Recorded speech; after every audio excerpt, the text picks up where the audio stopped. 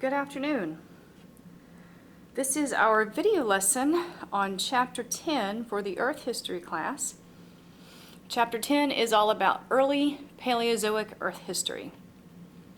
So let's begin. So the continents that we have by that time will continue to grow along the margins, meaning along the outside, all the different sides, by accretion. So we talked about accretion before. Remember, you can have microcontinents that smack up onto your continent. You can have island arcs that smack up onto the edge of your continent, and you can even have these little slivers of land that we refer to as terrains slap up onto the continental margin. So the continents continue to grow. So a reminder, well, sort of a reminder. Okay, so the continents, every continent, even as they are now, not just in the early Paleozoic, will consist of two parts. Okay, so part A we have talked about before. Oh, there's a typo.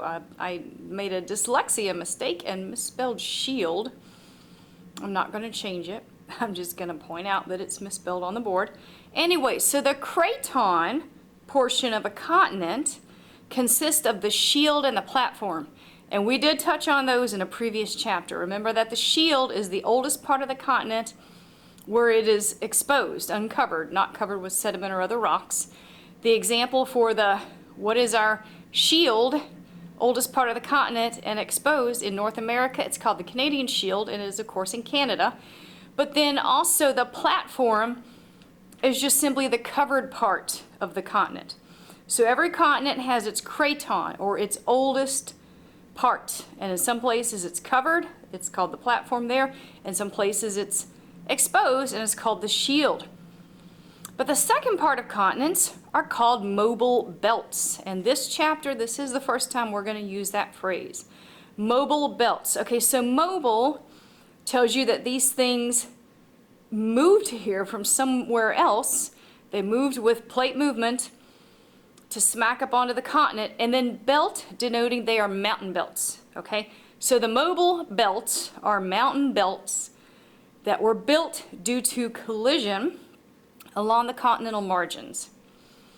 So during the Paleozoic, we had numerous transgressions and regressions over the continental interiors, meaning sea level rise and sea level fall over the continental interiors. And this occurred not only in the Paleozoic, but this also spilled over into the Mesozoic. So we have a name for these shallow continental seas that occur when you have a marine transgression. They can be referred to as epeiric seas. Oh, there should be an I there. Okay, I take it back. I am going to come over here with a marker in my left hand, which I can't really do. Okay, and I'm going to fix the misspelled shield, and I'm going to fix the misspelled epeiric seas. All right, let's go back to where we were. Okay, so we have a name for these shallow continental seas that occur during marine transgression, meaning that the ocean level gets so high it spills out onto the continents, including North America. We call these things epeiric seas. Sometimes they're just referred to as epicontinental seas. Both of those terms are correct. And we're going to see later, as we move on through our notes, that from the early Paleozoic through late Mesozoic, we had 6 major transgressions or sea level rises upon the North American continent. Pretty interesting. So why do we have these transgressions and regressions? Sea level, fall, and rise. And of course, it's global climate change, but what's causing that? Well, Milankovitch cycles. So,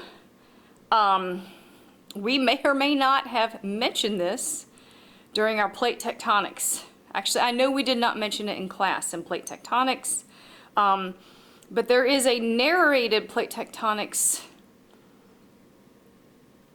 PowerPoint video now uploaded to Canvas in Chapter 3. And I haven't narrated any PowerPoints yet for this class because filming these video lessons is more important. But if you are watching this and you're curious, you could go back into Chapter 3 and you could find the narrated plate tectonics PowerPoint and just sort of quickly go through it. So the Milankovitch cycles basically have to do with the tilt of the Earth. It can be as low as 20.4 degrees or as high as 24 degrees. It's currently 23.44 degrees. It also has to do with Earth's path around the sun. Sometimes it's more elliptical, sometimes it's less elliptical. Milankovitch cycles also have to do with the fact that Earth will wobble or spin around very slowly like a top. So in the short run, through the seasons, through the years, we say that Earth's axis points in the same direction. But over a larger time span, on the order of tens of thousands of years, Earth actually slowly spins around like a top. So currently our North Star is Polaris, but roughly about, I don't know, 11 or 12,000 years from now, we will point 180 degrees away and our North Star then will be Vega. So Earth is not static. There are variations in our wobble, our degree of tilt, our path around the sun. Those are called Milankovitch cycles. I highly recommend Googling this. And that's the big background controlling factor over whether or not we have a glaciation period, ice age, or a warming period. Okay, and continental placement also makes a difference. So it turns out that when we have supercontinents like Pangaea, that's actually not very good for global climate. It behooves us very nicely in our modern times to have the continents spread out as they are. All right, moving on. And we'll try to keep this video to less than 30 minutes, and then we'll turn this off and do Chapter 11. Okay, so mobile belts. By the way, if I didn't mention this before, this semester we're focusing on North America. Okay, so it is Earth history, and to some extent it's global Earth history, but we are going to focus primarily on the history of North America because, hey, that's where we live. So we're looking at the mobile belts of North America. Okay, so the oldest mountain building event would be the major mountain building event on what is now North America would be the Grenville orogeny, mentioned in a previous chapter between 1.3 and 1 billion years ago. And that was, remember, the final stage in assembling not only Laurentia, which is the predecessor of Laurasia, but also Rodinia, which was the supercontinent prior to Pangaea. Now, the Appalachian mobile belt is very important. Okay, so this is, of course, eastern North America, eastern United States here. The Appalachian Mountains. So the Appalachian Mountain Belt. There were three different orogenies, three different mountain building events that formed the Appalachians. The Taconic, the Acadian, and the Alleghenian. So three orogenies that form the Appalachian Mountains. So I have my own mnemonic, I guess you would call it, to try and keep these in order of occurrence, but mostly to help me remember the time period. So it's called TOADAPP, T-O-A-D-A-P-P, TOADAPP, like maybe it's some kind of app on your phone for remembering the building of the Appalachian Mountains. So the T and O, that's referring to the Taconic orogeny, which was the first one to start building the Appalachian Mountains, and that occurred in the Ordovician. The AD refers to the Acadian orogeny, which was the second orogeny to build Appalachians, occurring in the Devonian, and then APP, A-P-P, referring to the Alleghenian orogeny, the third and last orogeny to build the Appalachian Mountains, occurring in the Pennsylvanian and Permian. So for now, for Chapter 10, we're focusing on the Taconic orogeny. That was the first one, and that occurred again in the Ordovician. So the Acadian and Alleghenian orogenies, we'll focus on those more in Chapter 11. And by the time we got around to the Acadian and Alleghenian orogenies, that were occurring on what would then be referred to as Laurasia, that also was part of the assemblage of Pangaea. Okay, so when the continents came together to form Pangaea, that involved the last two mountain building events for the Appalachian Mountains. All right, now think about the west coast of North America. That is pronounced Cordilleran, not Cordilleran, okay? Cordilleran Mobile Belt on the west coast. Well, okay, we'll just say in the western part of the states. It's not the west coast anymore, it's inland. But that would be what formed the ancestral Rockies. And then there was the Ouachita Mobile Belt, and this is south, you know, like Arkansas area.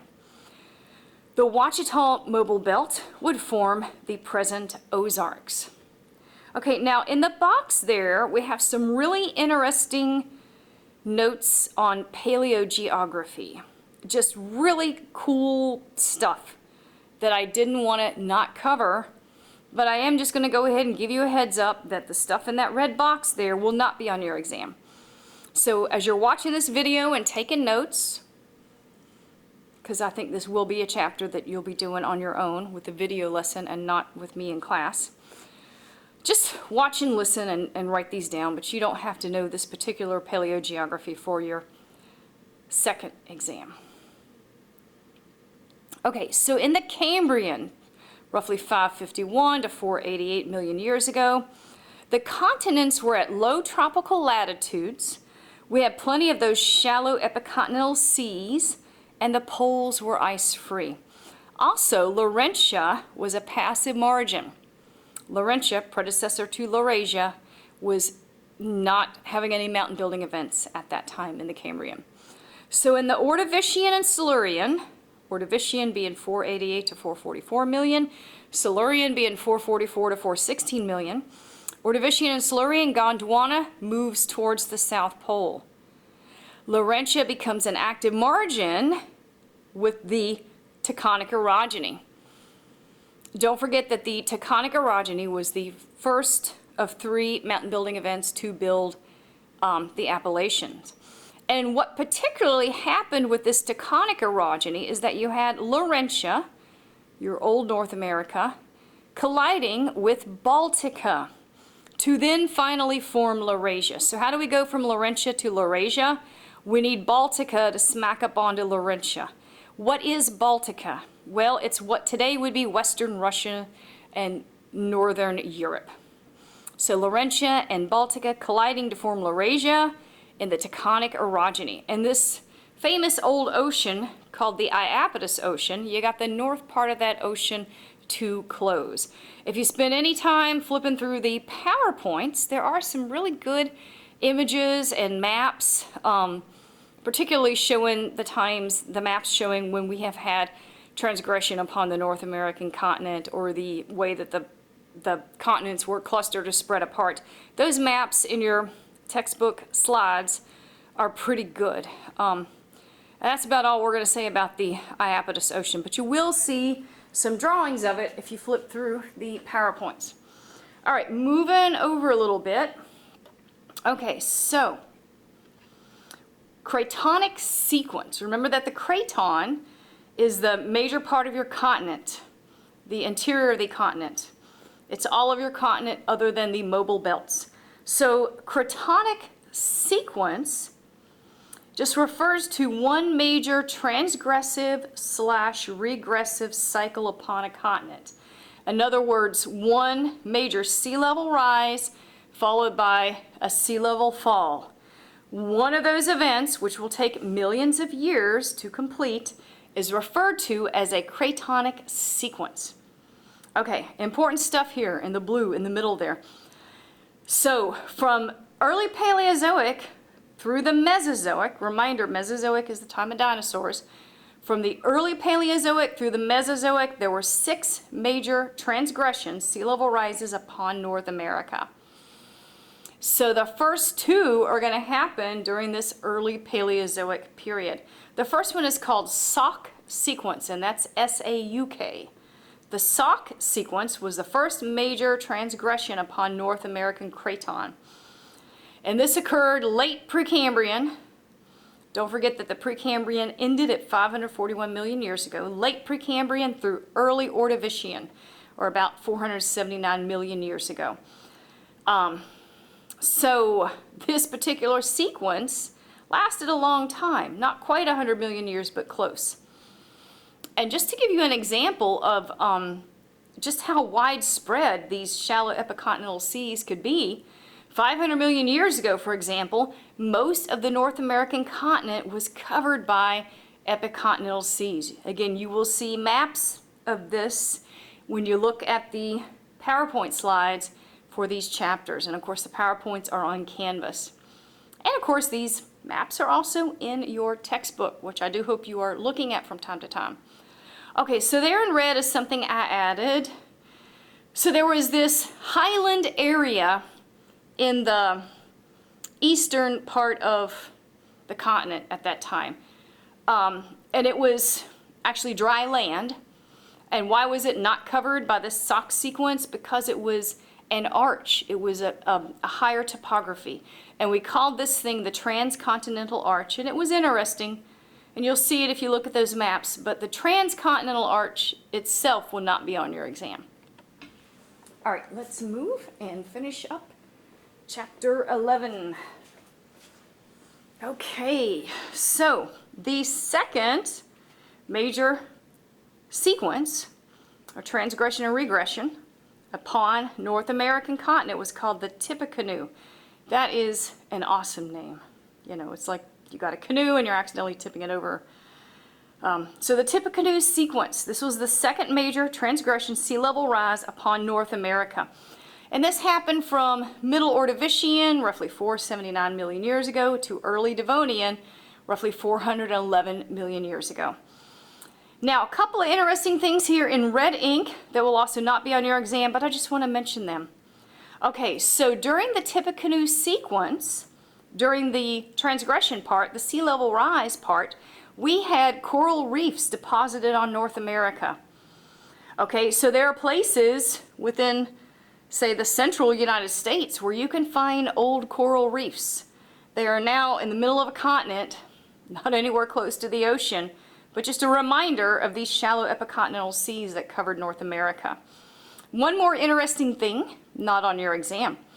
So when the Tippecanoe transgression started to regress, going back in a cooling period and sea level falling off again, you then had evaporites forming. Okay, so we do have some,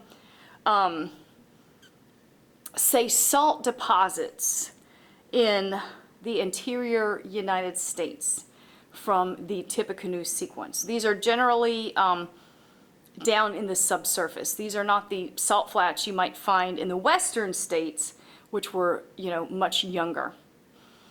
And these evaporites were forming in the late Silurian, around 423 million years ago. Okay, I'm going to cut off the camera and then we're going to film Chapter 11. So that's the end of our Chapter 10 notes.